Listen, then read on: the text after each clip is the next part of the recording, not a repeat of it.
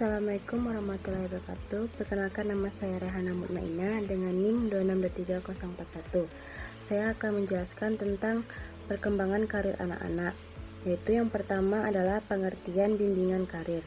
Bimbingan karir adalah untuk membantu individu dalam perencanaan perkembangan dan menyelesaikan masalah-masalah karir, seperti pemahaman terhadap jabatan dan tugas-tugas kerja, pemahaman kondisi dan kemampuan diri, pemahaman kondisi lingkungan, perencanaan dan perkembangan karir, menyesuaikan pekerjaan dan penyelesaian masalah-masalah karir yang dihadapi, dan membantu anak agar dapat mengenal dirinya.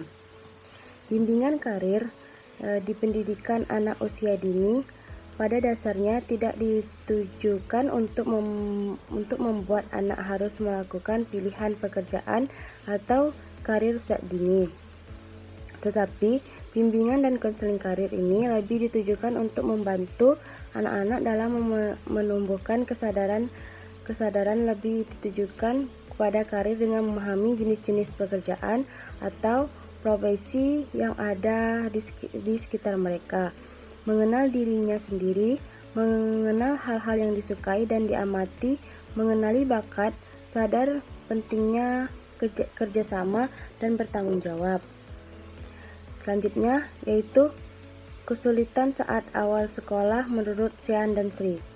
Menurut Sean dan Sri, salah satu contoh yang sering terjadi pada awal masuk sekolah, beberapa anak mengalami kesulitan bersosialisasi, kemudian tidak berani mendekati teman baru, masih belum mau ditinggal sendiri di sekolah, masih harus ditemani orang tua. Maka tugas guru pembimbing atau konselor dapat membantu anak-anak beradaptasi, berani mengenal diri kepada teman-temannya untuk menciptakan suasana yang nyaman, mengembirakan dan menyenangkan pada realitanya. Selanjutnya itu pengembangan karir menurut Jackson dan feedback Tasha Agnes Yulka, yaitu menurut Jackson dan Feedback, yaitu pengembangan karir adalah sebuah pendekatan formal yang dilakukan organisasi untuk memastikan bahwa orang dengan kualitas dan pengalaman yang tepat akan tersedia pada saat dibutuhkan. Selanjutnya yaitu menurut Tasha Agnes Yulika, yaitu pengembangan karir dan perencanaan serta internal maupun eksternal. Faktor internal meliputi kejelasan bakat khusus dan minat individu. Sementara itu, faktor eksternal mencakup aspek-aspek lingkungan sosial, ekonomi seperti lingkungan masyarakat, sekolah, dan keadaan ekonomi. Hal ini sejalan dengan yang dikemukakan oleh Hadiyarni yang menyatakan bahwa panduan antara faktor internal dan eksternal individu mempengaruhi pilihan karir seseorang, meskipun faktor internal lebih dominan dalam mempengaruhi perkembangan karir individu. Selanjutnya itu pendapat Super mengenai perkembangan karir dan eksplorasi. Menurut Super, peran-peran kehidupan menggambarkan 6 peran utama individu. Yang pertama adalah pelajar, pekerja, warga negara, pengisi waktu luang, anggota keluarga, dan anak. Teori Super sangat berpengaruh dalam pengembangan karir. Teori perkembangan karir yang dikemukakan oleh Donald Super didasarkan pada 3 konsep utama, yaitu self, lifespan, dan life space. Dalam hal ini, fokus utama adalah pada konsep lifespan. Menurut teori perkembangan karir Super, yaitu lifespan adalah konsep mengenai rentang kehidupan yang menunjukkan proses pengembangan karir sepanjang rentang kehidupan individu. Konsep ini menjadi dasar pengembangan tahap perkembangan pekerjaan untuk memahami berbagai tahap kehidupan. Selanjutnya yaitu menurut Super, perkembangan karir pada masa anak-anak dipengaruhi oleh dorongan atau perasaan ingin tahu. Perasaan ini diimplementasikan melalui eksplorasi. Masa eksplorasi adalah fase penting dalam perkembangan karir dan tidak boleh terhenti. Eksplorasi adalah usaha yang dilakukan anak-anak untuk mendapatkan sumber informasi. Anak akan mencari informasi dengan berbagai cara. Salah satunya sumber informasi bagi anak adalah figur seseorang yang menjadi idolanya. Jadi, proses kematangan anak berkembang dari dalam diri atau internal control dan dipengaruhi oleh lingkungan atau external control. Cara anak dalam membuat keputusan. Cara anak membuat keputusan karir yaitu dengan berkembang berdasarkan perspektif waktu terhadap pekerjaan tertentu dan harapan di masa depan.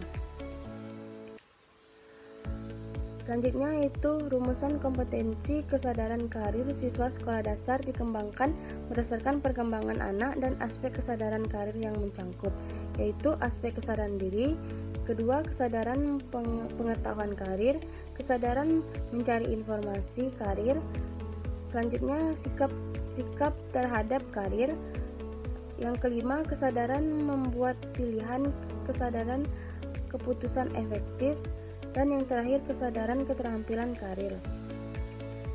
Selanjutnya yaitu tujuan dilaksanakannya bimbingan karir di sekolah dapat untuk meningkatkan kesadaran karir untuk karir anak adalah sebagai berikut.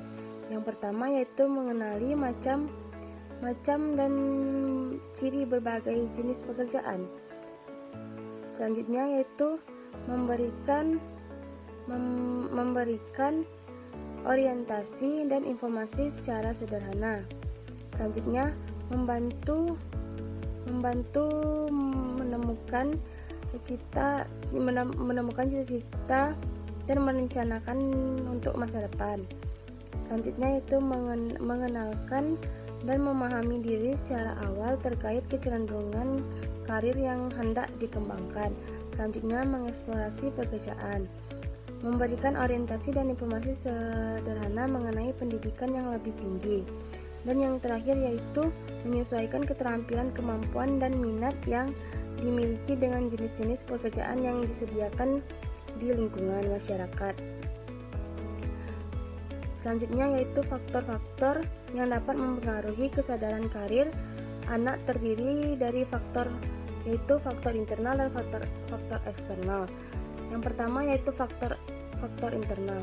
Faktor internal dapat dibedakan satu sama lain, namun tidak dapat dipisahkan karena semua faktor bersama-sama membentuk keunikan kepribadian anak.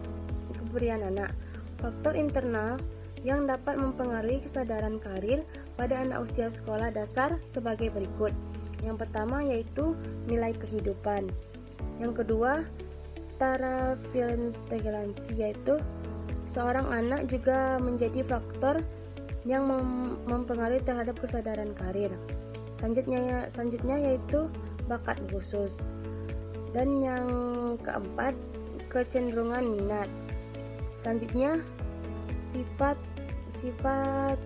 ciri kepribadian.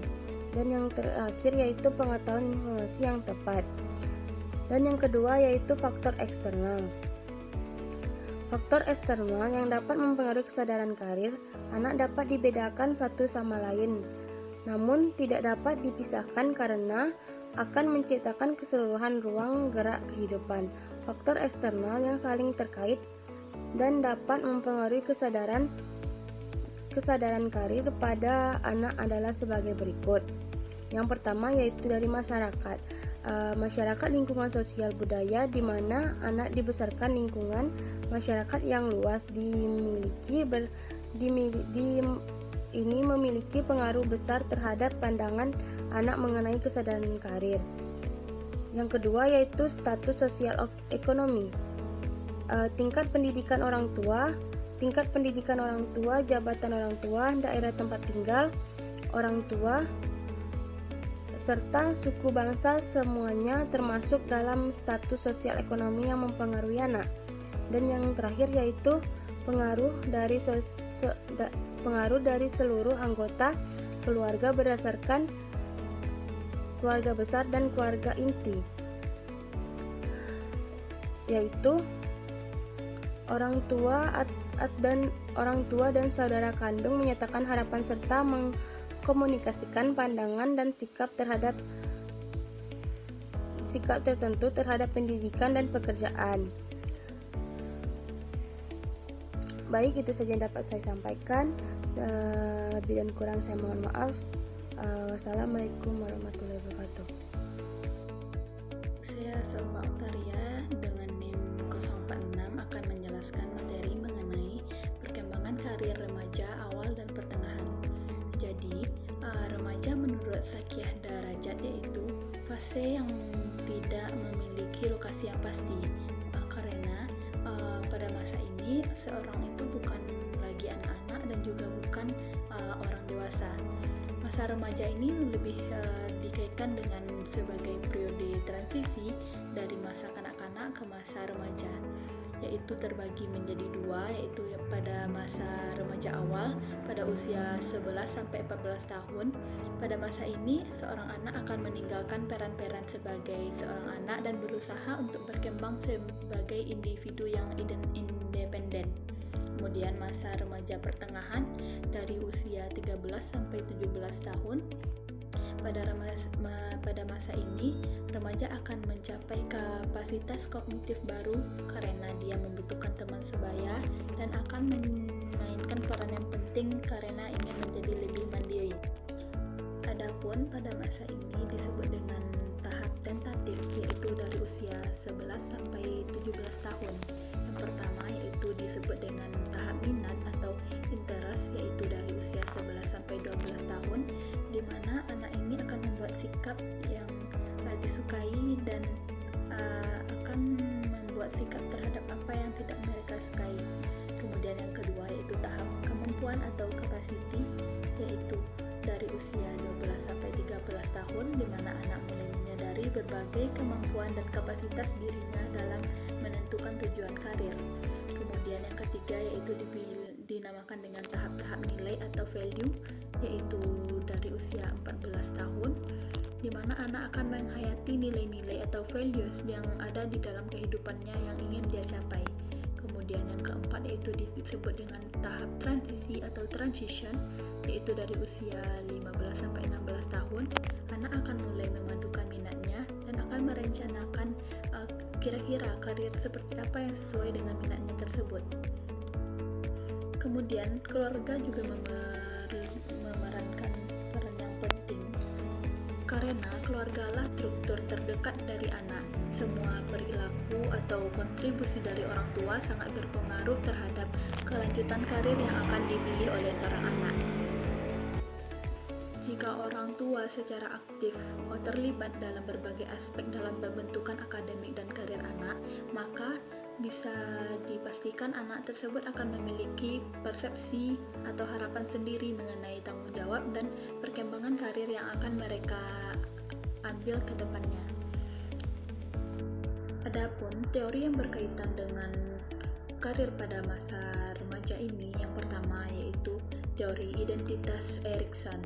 Jadi, Erikson mengemukakan bahwa pada masa remaja ini cenderung terjadi ketidakpastian identitas, karena ini merupakan persiapan untuk masa dewasa. Jadi anak akan mulai membangun identitas dirinya, melihatkan sifat-sifat unik yang dimiliki, dan akan membangun identitas yang akan menjadi sesuatu yang kuat dan luar biasa yang akan mencirikan tentang dirinya sendiri. Mereka akan memiliki berbagai pembagian tugas di antara kelompok-kelompok sebayanya, dan tahap ini akan mengharuskan seorang individu untuk mencapai identifikasi ego, yaitu mereka akan menuntut dan mengetahui siapa dia dan bagaimana peranannya di dalam masyarakat. Sehingga implikasinya pada karir remaja adalah pentingnya eksplorasi berbagai pilihan karir sebelum membuat komitmen yang kokoh mengenai kesempatan atau mencari identitas karir yang sesuai dengan minat dan kemampuan dari mereka. Kemudian teori kedua yang berpengaruh yaitu teori pengembangan kognitif Piaget. Jadi menurut Piaget, pada masa ini anak sudah memasuki tahap transisi dan memanfaatkan pemikiran konkret secara operasional menjadi menggunakan pemikiran formal secara operasional. Remaja akan sadar keterbatasan kecerdasan mereka dan mereka memasuki fase operasional formal di mana mereka akan memiliki kemampuan untuk berpikir secara abstrak, bernalar secara rasional, dan membuat kesimpulan dari pengetahuan yang ada pada tahap ini. Secara implikasinya adalah remaja pada masa ini akan mulai mampu memahami mengenai konsep karir secara abstrak dan mampu mempertimbangkan berbagai faktor dalam pengambilan keputusan karir. Hal ini diperlukan untuk memberikan informasi yang sesuai dan dukungan dalam pengambilan keputusan karir. Kemudian yang ketiga yaitu teori pengembangan kepribadian Holland. Jadi menurut Holland, pada masa ini remaja akan mengembangkan karirnya berdasarkan interaksi antara individu dan lingkungan sehingga nantinya akan menghasilkan tipe-tipe kepribadian yang akan sesuai dengan minat yang akan mereka ambil di dalam lingkungan kerja.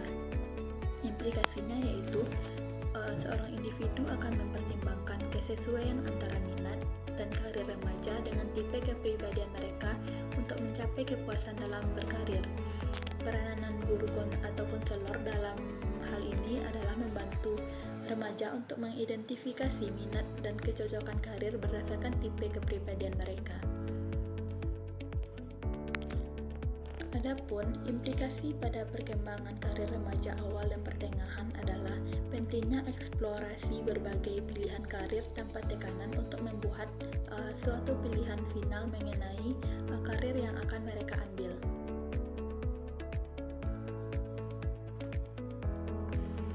Adapun implikasinya secara umum yang pertama yaitu pendekatan pembelajaran yang beragam. Jadi guru perlu menyediakan berbagai pengalaman pembelajaran untuk membantu individu mengidentifikasi minat, bakat, dan kecenderungan mereka. Kemudian pendidikan juga harus memperkenalkan remaja mengenai berbagai bidang pekerjaan dan jalur karir yang mungkin mereka minati. Kemudian bimbingan karir yang mendalam. Diperlukan bimbingan karir yang intensif untuk membantu remaja memilih karir yang sesuai dengan minat mereka. Kemudian, konselor juga membantu remaja dalam merencanakan langkah-langkah konkret untuk mencapai tujuan karir. Lalu yang ketiga yaitu pengembangan keterampilan karir, di mana keterampilan karir seperti keterampilan komunikasi, pemecahan masalah, dan keterampilan kepemimpinan sejak dini. Sekolah dapat menyelenggarakan berbagai macam pengembangan keterampilan, yaitu dengan menyediakan atau memberikan pengalaman langsung dalam lingkungan kerja. Lalu yaitu yang keempat, pemahaman tentang dunia pendidikan. Jadi remaja perlu diberikan pemahaman lebih dalam mengenai dunia pekerjaan, termasuk tren pasar, peluang karir, dan tuntutan pekerjaan di masa depan. Kerjasama ini bisa dilakukan antara sekolah dengan industri atau sekolah dengan lembaga pelatihan kerja, sehingga dapat membantu remaja dalam memahami dunia pekerjaan. Kemudian pemberdayaan dini dan pengambilan keputusan. Remaja perlu didorong untuk mengambil peranan aktif dalam merencanakan dan mengelola karir mereka sendiri dengan melalui pendidikan karakter dan pembelajaran berbasis proyek, sehingga mampu membantu remaja untuk mengembangkan keterampilan dalam pengambilan keputusan dan percaya diri dalam mengambil jalur karir. Oleh karena itulah, melalui berbagai implikasi dari teori tersebut, diperlukan pendekatan yang lebih holistik atau secara berkelanjutan sesuai dengan tahapan perkembangan individu untuk membantu mereka mengembangkan karir yang sesuai dan memuaskan serta sesuai dengan potensi yang mereka miliki. poin C yaitu perkembangan karir remaja, akhir, dan dewasa. Yang pertama yaitu pengertian masa akhir remaja dan masa dewasa. Masa remaja akhir atau yang biasa disebut sebagai masa adolescence yaitu fase panjang yang menandai transisi dari remaja ke dewasa yang biasanya dimulai dari usia 17 hingga 22 tahun. Pada masa ini individu mulai memikirkan masa depan mereka dan hubungan mereka dengan orang tua sebagai orientasi untuk kehidupan dewasa. Pada masa ini, individu memainkan peran dalam masyarakat dewasa, tidak lagi sebagai anak-anak yang memerlukan bimbingan atau aturan ketat dari orang tua. Pada masa ini, individu sudah menguasai emosinya sendiri, sudah memiliki cita-cita dan memiliki tujuan hidup yang lebih jelas. Hal ini terjadi biasanya sekitar umur 17 atau sampai 22 tahun.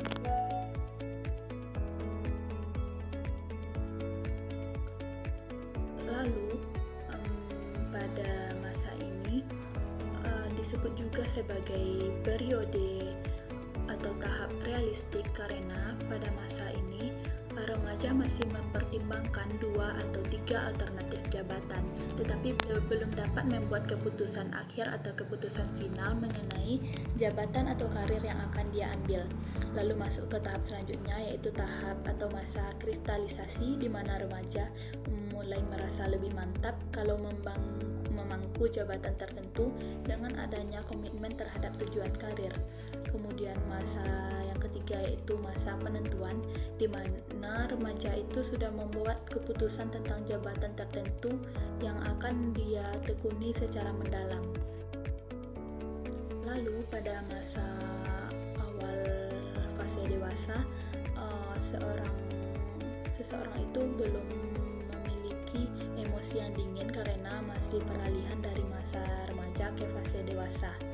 Dan pada masa ini juga muncul berbagai masalah seperti mengalami ketidakpastian dalam karir dan pekerjaan dan memiliki berbagai tantangan dalam menentukan jalur karir karena belum mencapai stabilitas dalam pekerjaan. Kemudian juga mereka kesulitan dalam menghadapi tekanan untuk mencapai keprofesionalitasan. Contohnya seperti seseorang yang baru saja lulus kuliah atau sekolah, mereka mungkin akan mengalami ketidakpastian dalam mengejar karir yang sesuai dengan pendidikan atau kesulitan dalam menyesuaikan diri dengan budaya di lingkungan pekerjaan yang baru. Yang terakhir yaitu pandangan teori Haviggers tentang tugas perkembangan pada masa ini. Menurutnya, kesuksesan dalam lingkungan budaya baik akan membawa kebahagiaan dan keberhasilan dalam menjalankan tugas selanjutnya. Namun, jika mengalami kegagalan, maka akan menimbulkan ketidakbahagiaan dan kesulitan dalam menghadapi tugas berikutnya dalam perkembangan karir. Pada masa ini, terdapat berbagai tugas-tugas yang berkaitan dengan perilaku yang harus dipersiapkan saat akan memasuki usia dewasa. Seperti beberapa tugasnya yaitu memahami peran orang dewasa di dalam masyarakat dan memilih jalur hidup sesuai dengan keyakinan serta menemukan identitas budaya yang akan dia hadapi. Itu dari saya ucapkan wassalamualaikum warahmatullahi wabarakatuh.